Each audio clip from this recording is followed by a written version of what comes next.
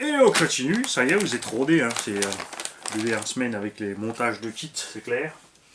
On va attaquer le train. Petite parenthèse par rapport au train arrière, donc on va faire le train avant parce que c'est le plus complexe, parce qu'il y a la direction, le train arrière c'est la même chose, mais avec moins de pièces, donc on va pas exprès détailler le train arrière. On a par contre un petit truc rigolo, c'est qu'au niveau du sachet, c'est dans le sachet du train arrière, donc un des derniers sachets, qu'il y a la graisse et la loctite pour monter le kit.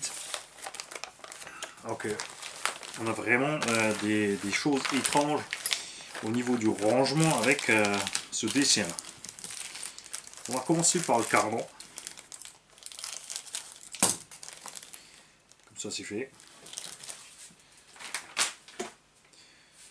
Donc tout comme ceux qui sont sur la boîte. Tout simple.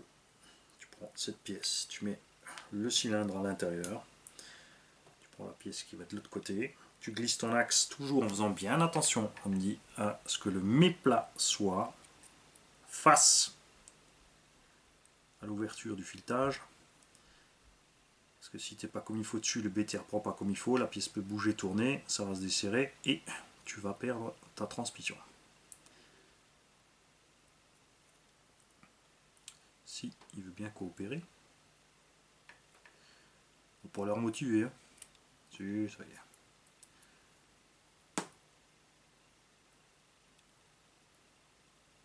S'il n'est pas bien en face, tu utilises un outil pour le faire tourner un petit peu. Petite goutte de loctite. Et le petit bétière.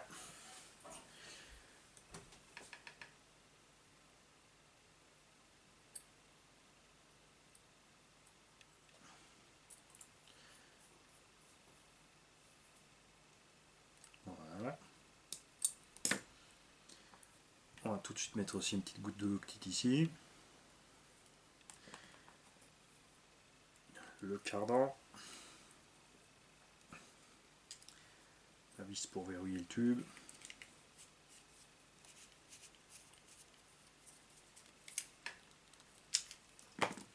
Voilà. Et ça aussi, alors ça c'est fait comme sur beaucoup de crawlers axial ou autres, c'est que tu as deux embouts femelles et un double mâle. Ça permet évidemment d'avoir une grande course et que tout soit tranquille au niveau du coulissement. Tu n'as pas besoin de mettre des manchettes, des machins, tu n'as pas besoin de graisser là-dedans non plus. Ce qu'il faut penser par contre, c'est après le passage dans la boue et la terre, impérativement les démonter. Et s'assurer de les nettoyer qui fonctionnent bien. Pour éviter toute source d'ennui à ce niveau-là.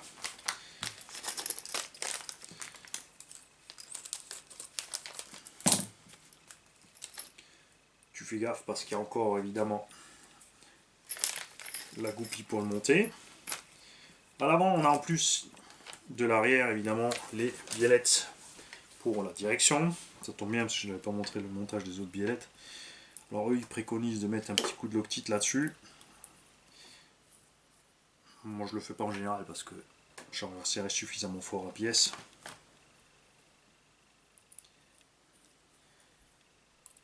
La chape est en plastique donc tu peux aussi la serrer bien fort dessus, c'est pareil.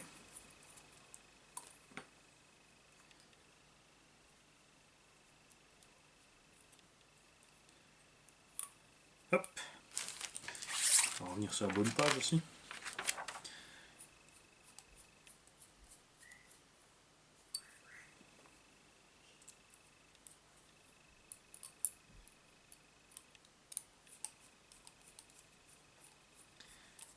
Au niveau des rotules, des chapes, donc on a sur le petit morceau, on a le petit rotule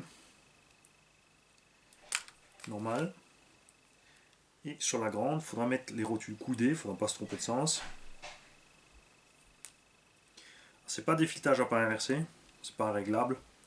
Rien ne t'empêche après par contre si tu n'arrives pas à mettre ta direction comme tu veux ou ton parallélisme comme tu veux, de desserrer un peu une rotule ou l'autre. À la limite laisser une petite rondelle dedans ou quelque chose.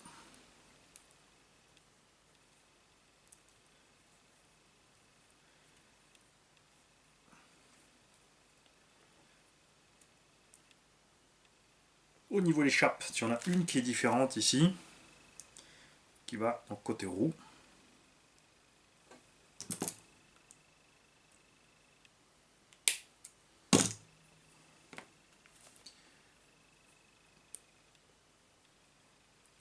ces biellettes là, par contre ça c'est sympa, tu vois, c'est pas beaucoup de constructeurs qui te font ça, c'est que tu as un bout de plastique en plus.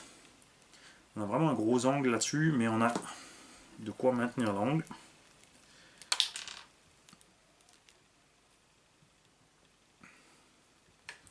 Alors j'avais trouvé, enfin on avait reçu d'un des tontons, c'était très intéressant, une barre comme ça qui contenait un sauve-cerveau. C'est-à-dire pour faire comme un vrai, tu as une espèce d'amortisseur de couple sur le lien. C'est pas mal aussi. Parce que là évidemment dans un crawler comme ça on n'a pas de sauve-cerveau, donc la petite le sauve-cerveau en forme d'amortisseur sur la barre, c'est pas mal du tout. En plus c'était réglable pour la dureté.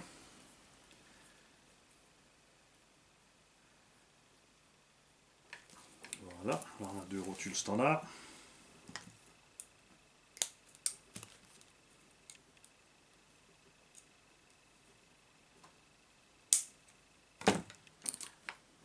On laisse de côté aussi. On a l'entraînement principal, pas le diff, hein, c'est pas un diff. C'est un arbre bloqué. Pareil, je te conseille de mettre un tout petit peu de loctite là-dessus.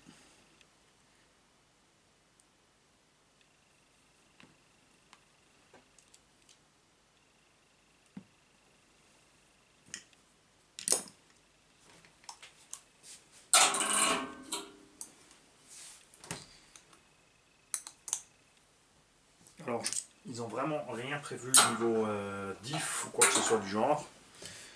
C'est un tout petit peu dommage, j'aurais bien aimé moi. Alors la possibilité de mettre des diffs à l'intérieur. On peut de l'huile très épaisse.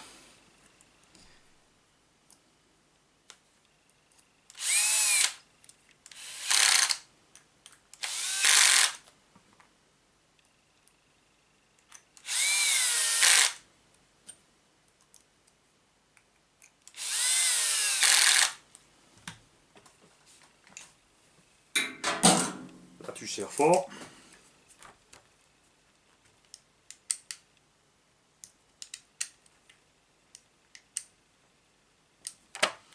Il y a deux roulements double Z, donc des pas étanches, mais après ils sont au milieu du carter. Et c'est pas vraiment grand chose, c'est sûr. Les deux pions qui vont te permettre de guider l'ensemble dans le pont. Tu as deux rainures. Ça fonctionne simplement comme un tiroir, c'est pour glisser dedans. Tu peux pas te tromper de sens puisque le roulement ne rentre que d'un côté. Et là, il y a quelque chose qu'on va voir qui me paraît un petit peu étrange, comme j'ai déjà monté le pont arrière, comme ça c'est préparé. C'est qu'ils ne te font pas de différence entre l'avant et l'arrière au moment de poser le pignon, enfin pas le pignon d'attaque, mais la couronne principale à l'intérieur. Et ça me paraît étrange, parce qu'en général, tu ne veux pas monter les deux dans le même sens, puisque tu vas te retrouver avec un des essieux qui va travailler en sens inverse de l'autre. Ça c'est arrivé déjà à plein de monde, hein. Une fois que tu as changé tes diffs, tu remontes ta voiture, les roues avant qui tournent de ce sens, les roues arrière de ce sens, et tu t'enterres sur place, ou l'inverse. Si tu as la chance, tu as mis les deux à l'envers, donc simplement pour avancer tu recules. Et des choses comme ça. On va rapidement aussi monter donc les cardans avant qui sont différents des arrières. Les arrières sont de simples tiges, toutes droites d'un bout à l'autre. À l'avant, forcément, il y a la direction. Tu as donc un CVD. Et c'est ces CVD là qui ont posé problème à certains. Ils ont été remplacés en garantie parce que en 3S, ils ont pété. C'est vrai que c'est assez fin. Peut-être que le matériau ne suffit pas. Je ne sais pas si jusqu'à présent il y a déjà une mise à jour, une amélioration. On va peut-être les contacter à ce sujet-là.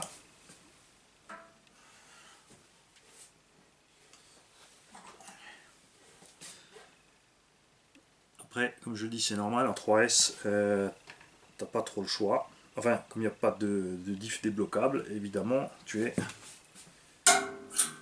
très vite à la limite de ce que je peux supporter le matériel.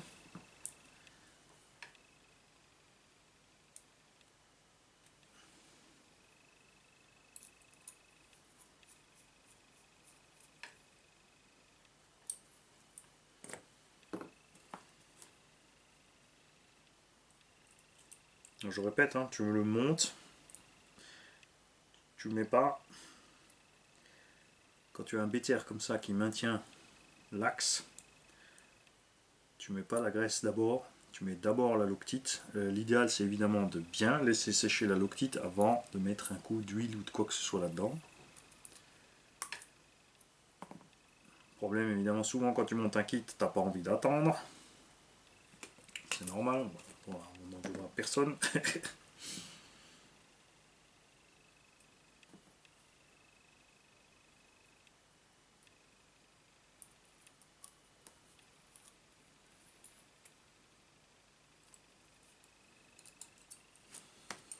Voilà.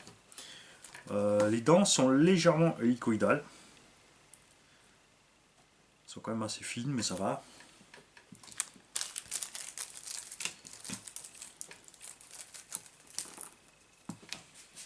Le reste des roulements sont étanches, ça c'est cool.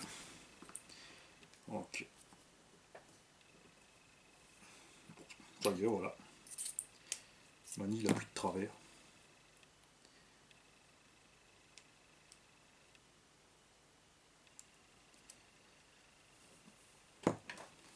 Alors, quelqu'un m'a demandé à quoi ça avance d'avoir un axe portique, c'est-à-dire surélevé au centre.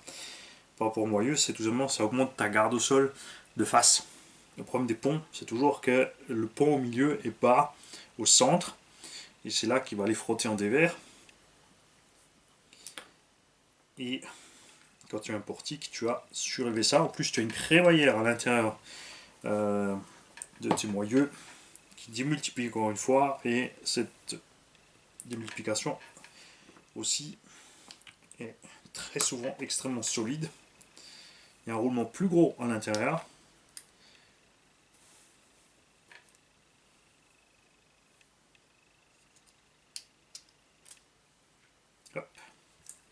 On va tout de suite le mettre celui-là en place.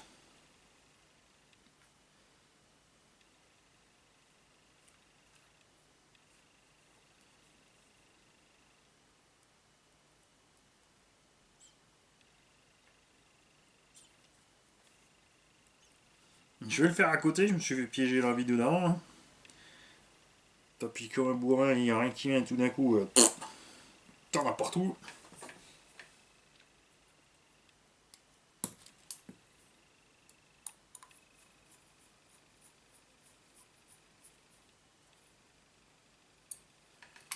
Voilà. Il faut faire attention, sur le pont, il y a un sens. Tu as deux trous en haut, ici. Enfin, deux trous d'un côté qui ne sont pas de l'autre, ça c'est le haut. C'est important parce qu'il y a une vis qui est plus longue, qui traverse le tout. Et si tu ne fais pas ça, tu n'es pas au bon endroit. Donc pour l'instant, on a toujours un bac à vis avec quelques vis dedans d'un autre sachet. On a quelques pièces pareilles qui au passage traînent un peu à droite à gauche. Et quelques pièces en trop.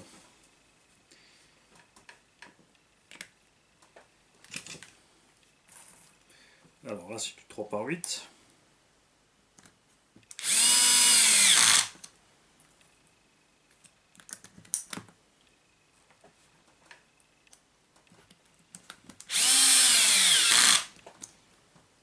C'est le fait que dans les crawlers aussi il y a des cartes en télescopie comme ça qui tu permets de le rallonger ou le raccourcir comme tu as envie plus ou moins.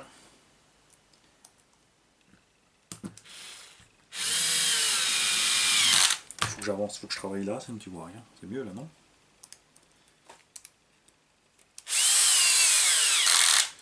Voilà. Alors, le diff arrière et avant, c'est écrit Front and Rear Axle. J'ai tourné les pages, il n'y a pas de différence à part au niveau, comme je l'ai dit, des sorties. Ce qui est assez étrange. Je vais maintenant faire le test. Si je tourne les sens aiguilles de montre, je recule. Donc sens contraire des aiguilles de montre, je vais avancer ma machine.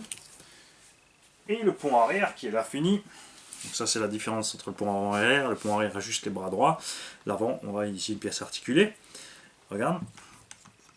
En plus c'est super facile à faire sur crawler. Regarde, tu les relis l'un à l'autre. Regarde maintenant, tout simplement. Et sens contraire des aiguilles d'une montre, j'avance. tout va bien, tu es dans le bon sens. Ça, c'est quelque chose qu'il faut toujours t'assurer. Si on s'est mimi, c'est rara, c'est la même merde. Là-dedans, tu es de la graisse.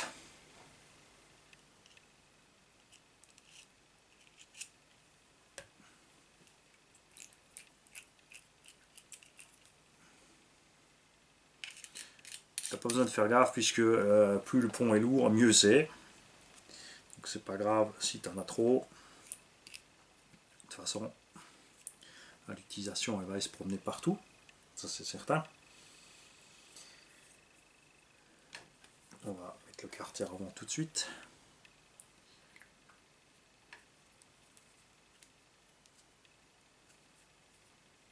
Et là, tu te fais pas voir la vis du haut. Enfin, c'est pas des 3, en fait c'est des 2,5, pardon. 2,5 par 8, celle du haut est beaucoup plus longue puisqu'elle va, tu as le filetage qui est ici à l'intérieur de la prise des bras supérieurs. C'est pour ça que c'est impératif de faire attention au sens. Sinon tu n'es dans rien du tout.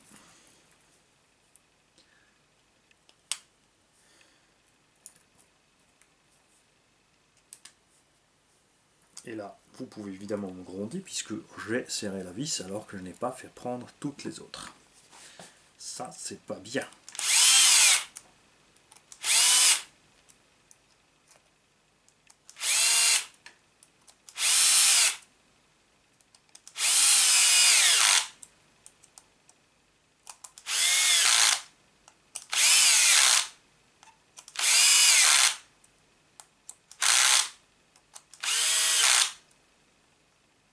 Voilà.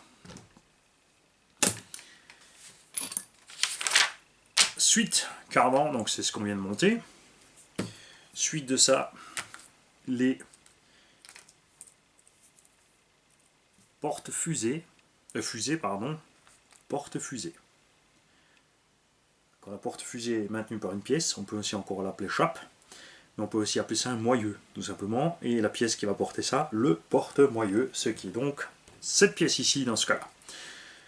Donc fusée, moyeu, porte-moyeu, ça te fait un ensemble classique. Tout simplement. Alors, et là, on va essayer de ne pas se tromper de sens, parce qu'il y a un sens précis. La pièce a un angle.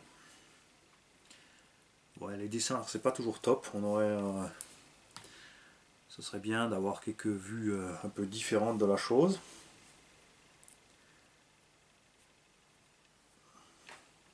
« 3 par 10.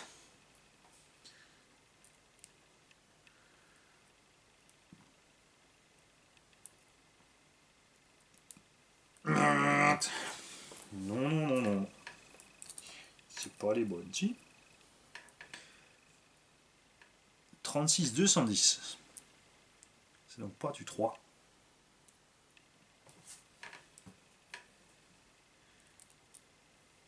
Ou alors c'est juste vraiment... j'ai chopé le seul, le seul qui est pas bien découpé.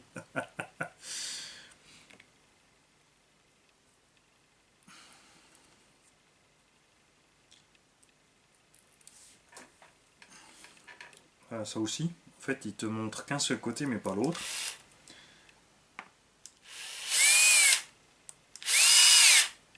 C'est évidemment la même chose dans le sens inverse. Mais c'est pas donné à tout le monde d'avoir... Il y a plein de gens qui ont du mal avec les visions 3D. Plus là, t'es vite induit en erreur.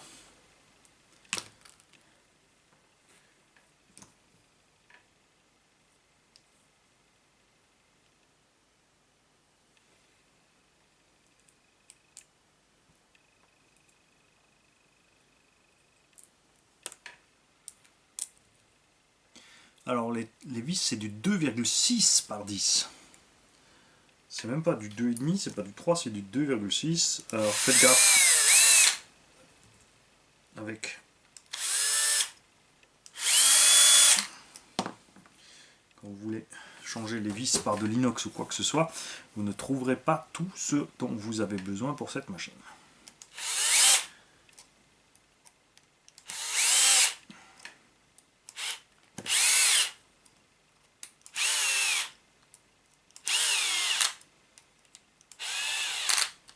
C'est un peu fou quand même, non, ce qui est carrément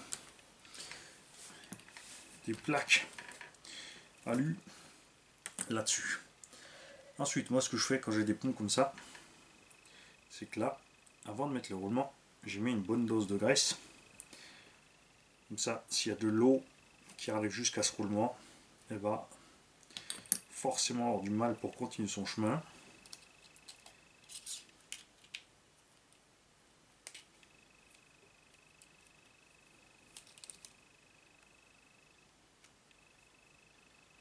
Même si à l'intérieur c'est pas très grave, il n'y a pas de pignon, il n'y a pas de diff.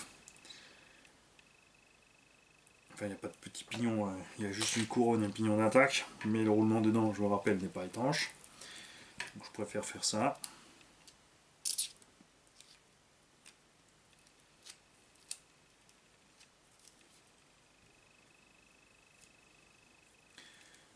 Tu fais gaffe, tu vois, parce que comme j'ai emmené de la graisse jusqu'au bout, là ça allait un tout petit peu dur parce qu'on s'est retrouvé avec de la graisse entre les deux pièces.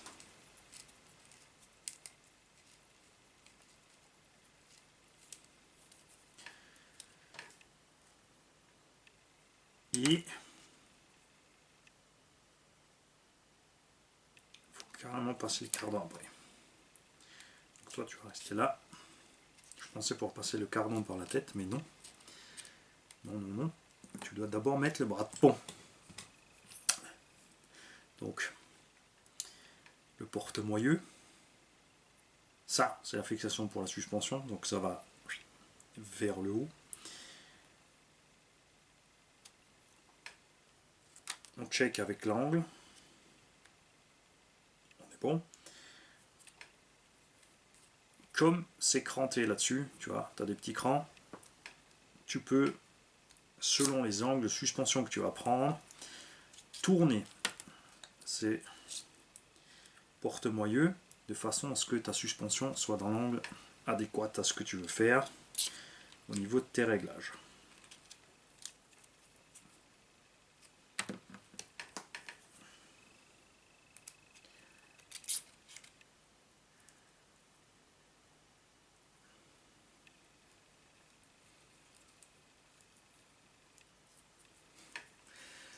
Donc, ce que cet engin en particulier, par exemple, même par exemple au TRX4, c'est que tu vois, la sortie du pont ne se fait pas droite.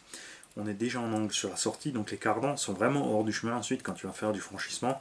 Et tu n'as pas non plus, malgré, même si ton pont descend loin, tu n'auras pas de problème d'angle pour le croisillon ici, ça va pas forcer, c'est pas mal.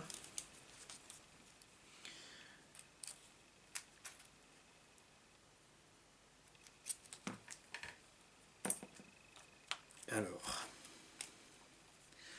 est-ce que j'ai mis ça dans le bon sens?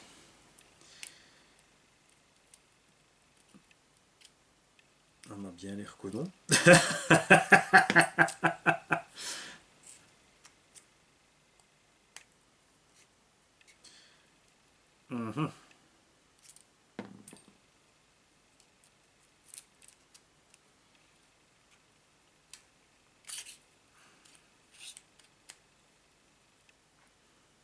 Tu peux pas le mettre par après, tu vois.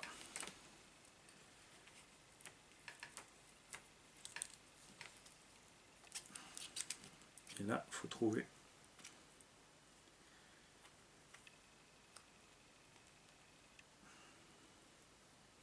Alors ça, c'est assez étrange.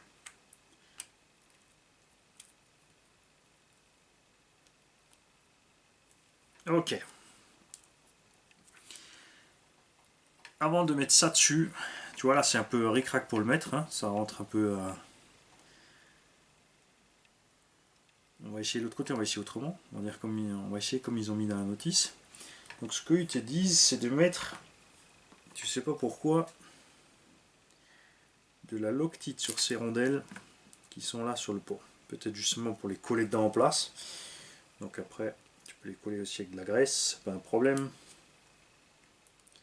Alors ce côté on va faire comme ça, et l'autre côté on va essayer leur technique à eux, même si je doute que tu arrives bien quand même à emmancher tout ça. Là on est dedans. Tu as des vis spécifiques, elles sont épaulées. Alors, dernièrement, un abonné a dit quelque chose, c'est vrai, tu as fait raison, c'est qu'il a dit les vis qui se desserrent là, c'est pas un problème de fiabilité, parce qu'on parlait du Kyosho Inferno VE, il dit c'est que ça doit être bien dégraissé et bien monté. Et le problème c'est qu'il a, enfin, il a raison, et en même temps pas tout à fait, puisque si c'était si fiable que ça, les constructeurs n'auraient pas évolué vers des axes posés dedans avec un petit BTR devant qui maintient le clou en place. Ils auraient laissé ce système avec la vis. Et l'autre problème, c'est la qualité de l'aluminium des fusées Kyosho qui s'arrache. Tu as la vis qui sort de là et va se balader. Alors là, tu ne serres pas à fond évidemment. Ça sert à rien. Faut pas que ça bouge, c'est tout. Ok.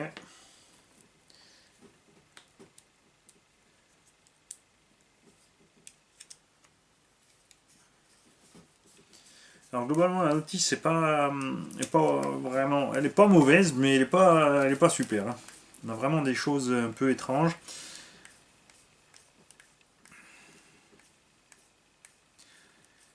D'ailleurs on te parle après de l'angle. On te dit bien, il y a un point repère ici, tu es à 0 degré. Et initialement à 20. C'est très étrange puisque tu as un point, tu as une ligne sur ton porte-moyeu. Par défaut, on te dit qu'il y a 20 degrés d'angle. Et chaque cran fait 10 degrés d'ajustement. Par défaut, c'est 20. Ben là, je suis bien à 0.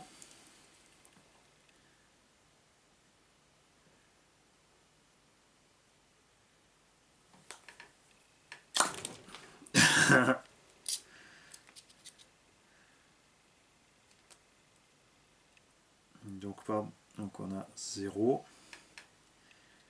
10 degrés, 20 degrés. Ça me paraît un peu mucho les mecs, hein, quand même.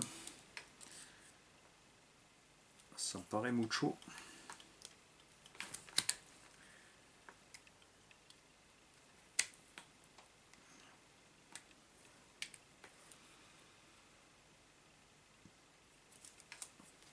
C'est vraiment beaucoup. On va rester sur 10. De l'autre côté, on va faire leur technique à eux, qui consiste à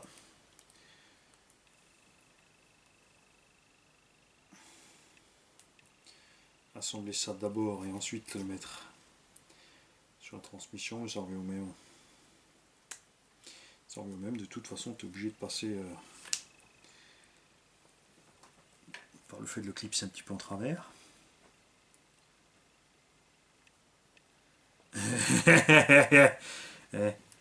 Perdu, et c'est encore.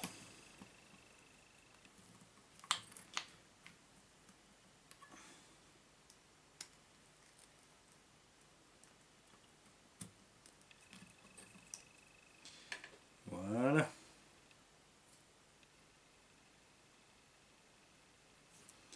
Ah si, c'est bon, je suis bien tombé sur 20 degrés de l'autre côté.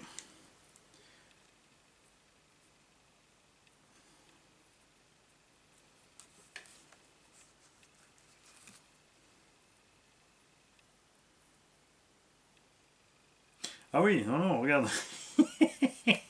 Ok. Ok, ok. J'ai monté mes leviers du mauvais sens, les mecs. Voilà. On est bien droit, donc on va démonter les nouveaux leviers. Tu vois à quelle vitesse tu te trompes? C'est pour ça qu'il y a beaucoup de constructeurs qui font des plans avec la vue 3D. En fait, tu as plusieurs plans de coupe, de face, de côté, etc. Pour justement bien s'en sortir.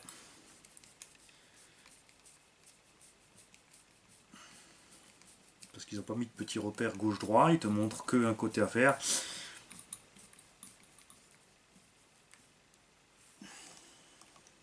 Alors c'est bien, ils ont prévu, la vis s'arrête avant de traverser. Et la tête de vis n'est pas serrée sur le moyeu.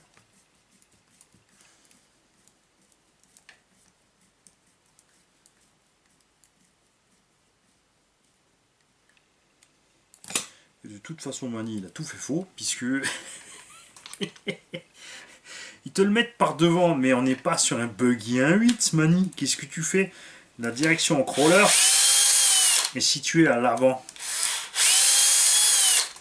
Donc est-ce que tu veux bien arrêter de faire le clown 2 minutes, mon petit Mani? Alors c'est plus simple de monter d'abord le reste, hein, le mec, et d'enfiler ça en dernier. Voilà. Puisque ta direction sur un crawler est montée à l'avant du pont, c'est comme ça que ça se met.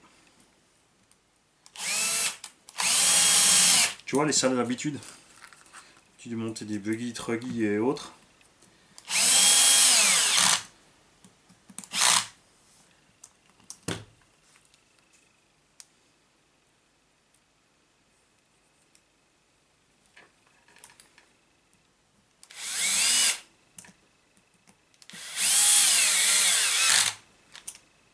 Voilà.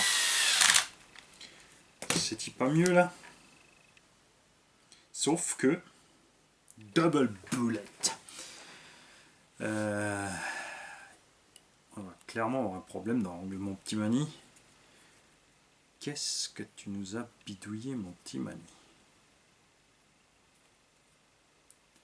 Alors là, je vais te dire, je m'inquiète de moi-même. Alors, on était censé travailler de face comme ça. Si, visser sur le haut du bras. Et ça regarde un peu vers le bas. Je sens que quand on va finaliser le montage, on va se marrer. Il va y avoir une couille dans le potage, une vis de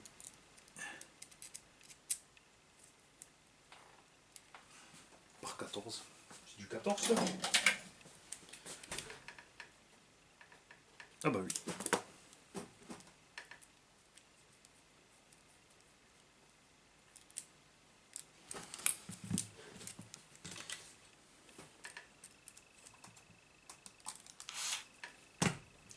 Pas le bon mot, Mani.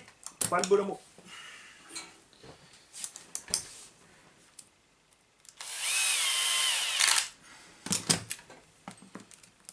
Voilà, et de l'autre côté par contre c'est une vis plus longue parce qu'elle va prendre deux pièces en étau. 3 par 16. J'ai pris du 21. Du 20. Tu peux le faire, Mani, tu peux le faire. 3 par 16. Donc tu passes en dessous. Ah bah oui, oui, parce que moi je visais, oui. Le filetage est ici dans la rotule. Alors, ils t'ont dit de clipser d'abord la rotule dedans. C'est une farce, puisque regarde, ta rotule a un pan. Pour la retenir, c'est beaucoup plus simple. Et ça va pas non plus. Parce que le pan est plus petit que la tête de la rotule en question. Tu as donc d'autres choix que de prendre une clé.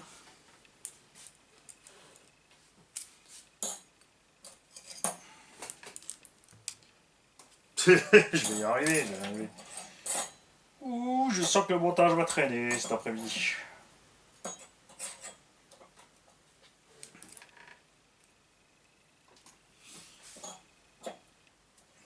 Bougez pas, j'arrive. Et notez que je suis resté dans le champ. Hein. Voilà.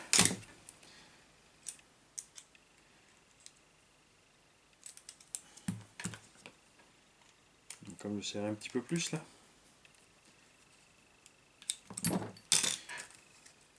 Et Très bien.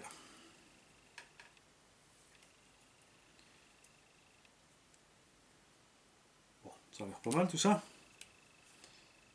Ok. On va ranger un minimum vite fait. Je vais s'en sortir. Parce que là, on est en train d'empiler n'importe quoi.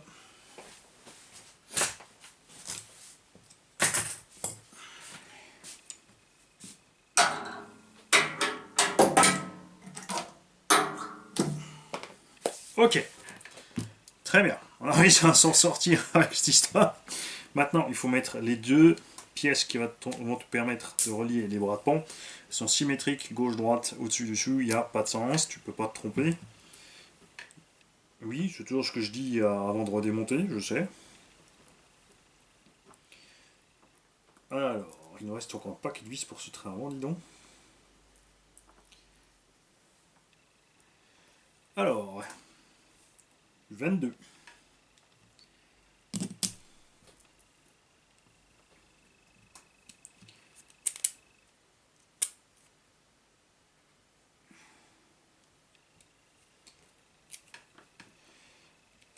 Alors là, ils ont mis des M3 avec des écrous de l'autre côté. J'aurais pu faire des puits plus petits en diamètre et mettre tout simplement, au lieu de 2 vis plus écrou, par exemple 4 vis plus courtes, de 3 par 8, ça serait revenu au même. Tu vois, par contre, après l'écrou qui gêne en dessous, j'aurais été même d'avis de mettre des vis tête bombées là-dessous, vers le haut avec l'écrou en haut, afin de ne pas avoir justement les écrous qui dépassent pour ne pas accrocher partout.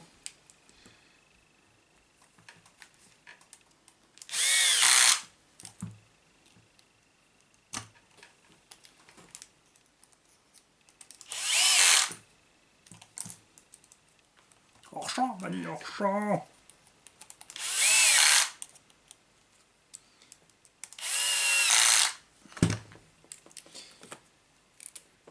Et pareil, on a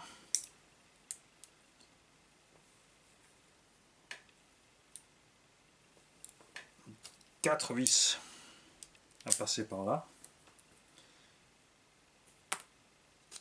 avec aussi des écrous M3.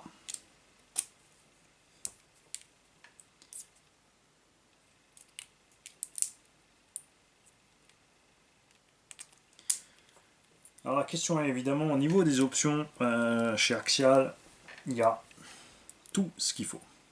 Enfin, pas chez Axial, mais chez tous les fournisseurs. Chez Traxxas aussi, ils se sont bien lâchés, les petits chinois, avec les pièces alu, les pièces renforcées et autres. Je ne sais pas si pour Robao on va trouver autant de pièces que ça. C'est quand même moins répandu. Coucou ma puce.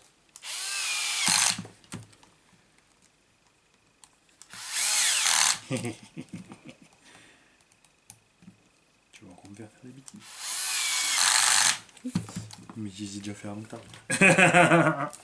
Qui aurait monté une pièce à l'envers. Ok, tout ça, ça fonctionne. Cardan fait. Pont arrière, on l'a déjà fait. On va donc relier les deux ponts maintenant au châssis et passer ensuite sur l'étape de montage des suspensions avant d'aller pouvoir mettre toutes les pièces plastiques et tout ce qui va avec.